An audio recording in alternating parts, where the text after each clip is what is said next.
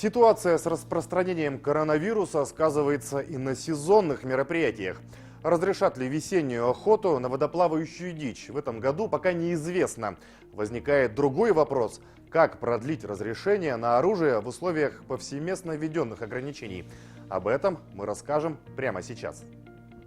Согласно постановлению правительства России от 3 апреля, разрешение на ношение, хранение или использование оружия, например, серии «Роха», срок действия которых истекает в период с 15 марта и до окончания ограничительных мер, можно продлить дистанционно.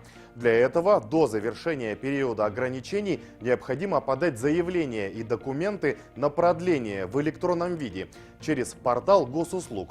Заявления будут рассмотрены при наличии всех необходимых документов, в том числе медицинских заключений.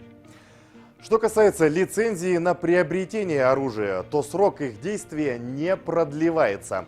Готовые документы можно получить в подразделениях лицензионно-разрешительной работы, но только по предварительной записи и в населенных пунктах, где не введен режим полной самоизоляции или карантин.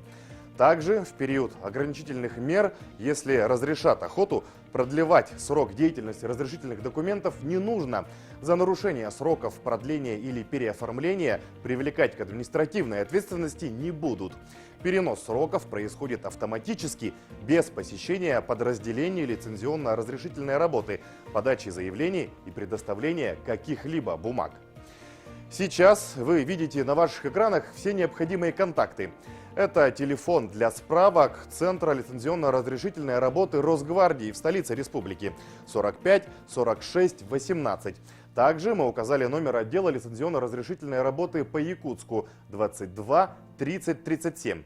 Телефоны районных отделений размещены на сайте Управления Росгвардии по Якутии 14.rosgvard.ru в разделе «Деятельность. Лицензионно-разрешительная работа».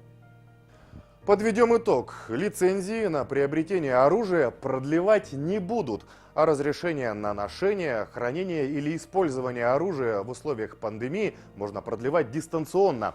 Также в условиях ограничений, если охоту разрешат, то необходимые документы продлят автоматически.